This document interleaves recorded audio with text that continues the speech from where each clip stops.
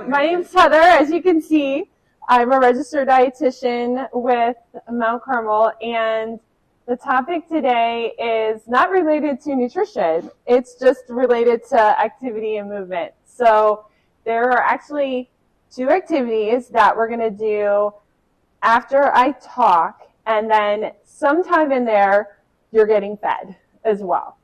So the topic, as you can see, is recess at work. So it's a fun program today, I think, because we're going to get up and move. I'm not going to be standing up here and talking to everyone the whole entire time.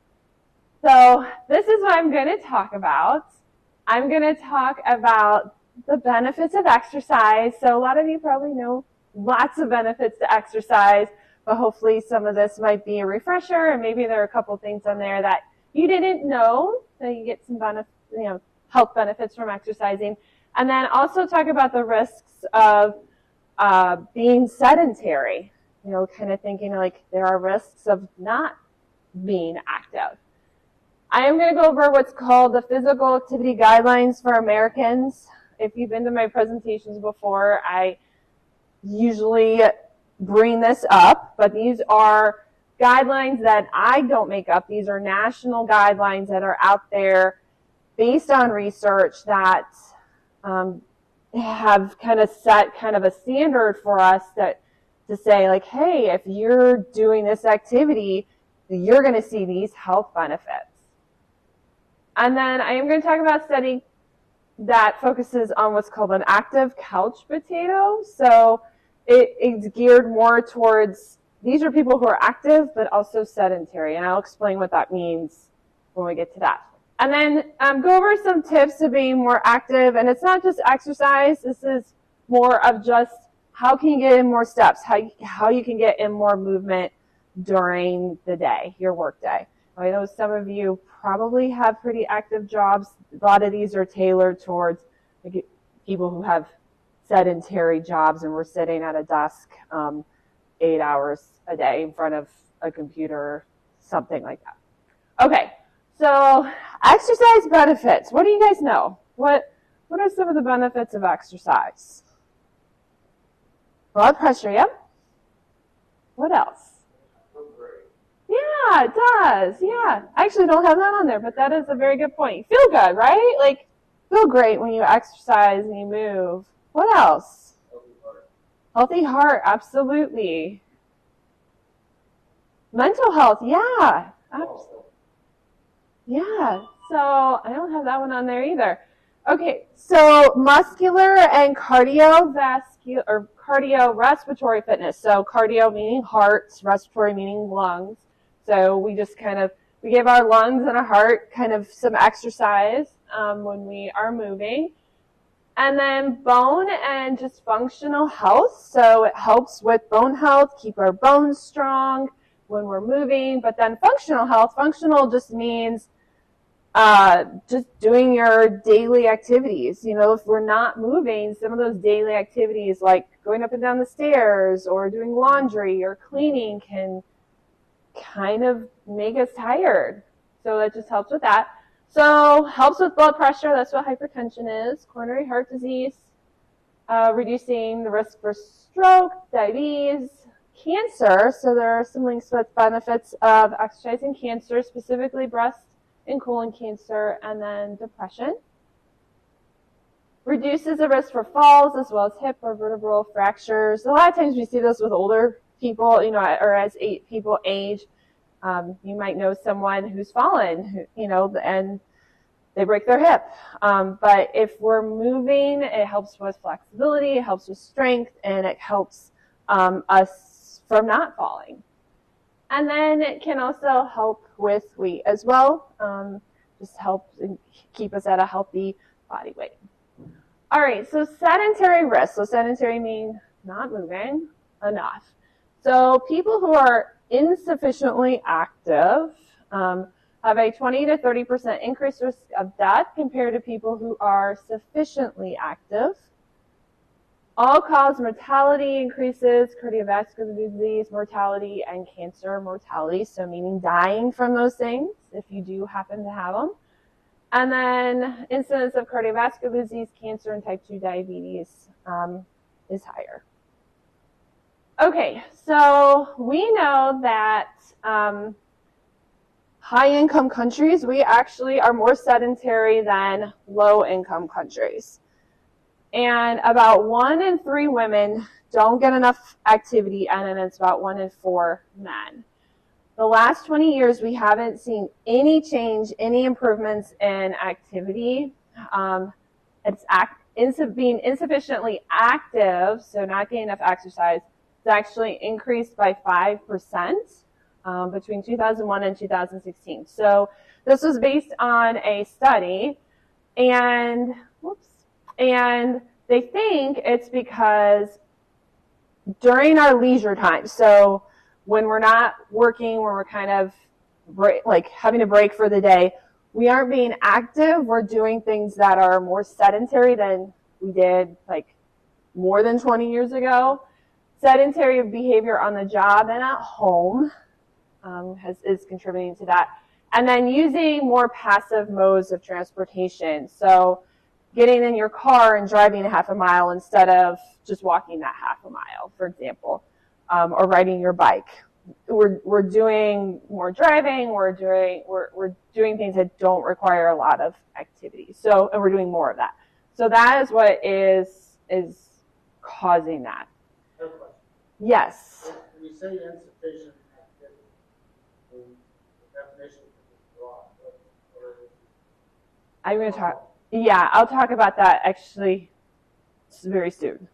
Yeah. So there are guidelines out there that have been set called the physical activity guidelines, and they're based on research and saying, like, we know if you're able to do and you're doing this amount of activity or exercise, then it's going to help prevent chronic disease. It's going to help with weight loss and maintain healthy weight. So it's based actually on this here. And so these are the recommendations for us, and we really should be getting 150 minutes, at least 150 minutes per week to 300 minutes of moderate intensity, or 75 to 150 minutes a week of vigorous exercise. So when you think about like all the time during the week, it's about 1.5 to 3% of the hours during the week. Like we should be doing some type of exercise. And it is better to do it throughout the week instead of just on the weekends, or like it's better to kind of spread at least those 150 minutes out. If you do more than those 100 or 150 minutes, if you're closer to the 300, we know there's additional health benefits with that. And then on top of that, doing muscle strengthening activities. So like you can use your body weight, you can use bands, you can use weights, free weights, or machines, anything like that. There are additional health benefits, strength benefits with that.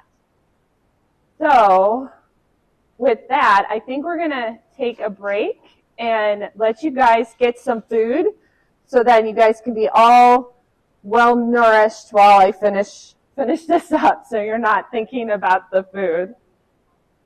So I'm going to talk about what the active couch potato and kind of what that means. And everything on here is based on a study that was published in 2022 and the Medicine and Science in Sports and Exercise. And so a couple questions, and this would be really kind of asking and kind of thinking about, like, can you relate to this study? Does this kind of fit you? And so did you work out for 30 minutes a day today? And that's typically what you do. And then do you spend the rest of the day staring at your computer? For example, just sitting sedentary a lot of the day, work day, and then when you get home and then you kind of sit in front of the TV, kind of that's your unwinding time. So the active couch potato means that it's describing someone who is committed to exercise. Like they're getting their 150 minutes in a week of exercise in. But the study looked at people in Finland. There were 3,700 men and women that did exercise, but then they had the sedentary jobs, and then they were doing exactly what I was saying, like they come home and they sit. And they found that what they called active couch potatoes, they still had high blood sugar, high cholesterol, and their body fat were elevated, despite that they were exercising. And the problem is, despite exercising, they weren't doing enough during those very inactive times during the day to help with those I just mentioned. And so when they looked at people who were, say, like they still had sedentary jobs, but they were getting up. They were getting up from their desk. They were walking instead of sending an email to someone, or they were using a standing desk, or they were getting up and down, or they have, you have watches that tell you, okay, it's time to get up and do some movement. Doing that type of movement during the day can be very, very beneficial, and the study showed that getting that exercise, but also just doing movement throughout the day, that's where you're going to see the benefits with body fat, blood pressure, cholesterol, and blood sugar. All right, so tips for being more active. So I just came up with some ideas, like if you do have a sedentary job, and how you can incorporate some activity during the day. And so one is, like, if you are answering the phone, just get up and stand. Like that's it. Instead of sitting there and answer your phone, just get up and then answer the phone. If you're on the conference call, or if you're on a Teams meeting, Zoom meeting, and you can have your camera off, maybe get up and do some calf raises or wall sits, or you can do lunges, you can do like squats while you're there, or just kind of walk in place. And those are things that you can do just to get movement, and then pay attention to, the conference call. Okay, keep small weights or resistance bands at your desk. Those are things that you can do. Like if you're reading something, you can just sit there and do something like this, Try a walking meeting, and use a voice memo app. Has anyone, those of you who have meetings during the day, have you guys ever tried a walking meeting? They're nice. They're nice. It's just basically, and instead of sitting at a table at a meeting, you're just going out for a walk and you're having the same discussion while you're walking. And then the voice memo app is like, if you're the note taker, you can just do the recording and then you just re-listen to it. But anytime I've had a walking meeting, they tend to go much quicker than sitting down. Like they're super efficient. Standing desk. I'm gonna say, are you guys allowed standing desk? You have standing desks? Okay, I love standing desks. One of my offices, I have one that goes up and down, so I can sit, but then I can also stand and work too, and that sometimes just helps my back. Like I just feel so much better when I'm able to use it. But this little picture, if you can see, that is a makeshift standing desk on top of boxes. I had a coworker who did something like that, but I think she had books, and that's what she was using. Walk and talk instead of sending an email. So if it's like something like a quick question, or you don't have to have it in writing, just get up, and if the person is down the hall or whatever, just go and ask them. Use the restroom the furthest away. That's just another way to get some extra steps. A floor peddler, that's what I have in the picture here. So they're pretty inexpensive. Do you guys have one? Oh, hey. Yeah, then you go up and down. Yeah, this one you sit and you can you pedal, and you just stick it under your desk. Take 10 minutes out of your lunch break for a walk. And then set a reminder on your phone to get up every hour. That's great, especially when you're like focused and working on something, and it's good for a mental break, but also for just a body break, like in getting up and moving, so you're not in that same position for a very long time. Okay, so these are recess at work ideas. So again, grab your coworkers, walk around the block. Some of these are like fun things you can do in the office. I don't know what you guys are allowed to do in the office here, but create a mini golf putter course. That could be a great mental break. Hold a paper airplane flying contest. I've had friends that have done this at their work. They're very different. They have a different environment than I do, but they just having fun. I mean, it's just like activity, and you're just getting up, basically. It's nothing that you're going to sweat and do. Hold a 10-minute office fun dance party, so you could just maybe use 10 minutes of lunch, put some music on, and just kind of just have fun and move. Juggling, if you have anyone that likes to juggle, you could use something like that. Race toy cars around the office, so maybe kids have those, remote control cars is what I'm trying to say. Tracy's looking at me like I'm giving really bad ideas. Whatever she says is okay. I don't want to. These are just ideas. Stretching just leads in like some stretching. I've done yoga at work before, which is just nice. Do a scavenger hunt. This is just an idea for a scavenger hunt where people have 15 minutes to 5 colleagues who match off the attributes. So, for example, like a couple people who can wiggle their ears, or one people imitate a celebrity, someone who could sing the theme song to something, like just kind of fun stuff. We're actually going to do a scavenger hunt. It's different than, a little bit different than this, but we are going to do one. Simon Says, a game of Simon Says, and then hula hoop contests. I've done this at like a conference type of expo where there was a woman there, and she had a bunch of hula hoops, and basically you just, yeah, it's like just super fun, right? Like it's just fun, and I don't do this. And you're like, if you did it as a kid, like, oh my gosh, can I actually still do that? It's kind of fun. Okay, so this is a quote from someone who works for Washington Post, and she says, try to move however you can, whenever you can, in ways that you can enjoy. So just the point is just movement. Like whatever you like to do that's what's important, but just move is the most important thing. Okay, so I'm actually going to go back to this. I think we're going to do this one activity first. Do you guys need a few minutes to finish your lunch? It looks like it. Okay.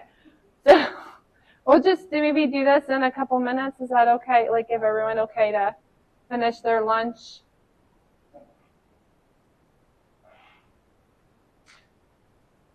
I can explain. I'll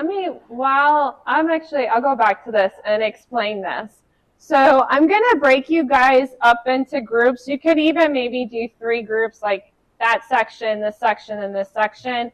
And I have this printed out for everybody. And I'll give one person in your group a copy of it. And basically, you guys are going to go out and do as many of these activities as you can. And this column here on the left, that's 5 points. The middle column, you get 10 points, and then 15 points for the activities on the right. And so somebody's going to be recording.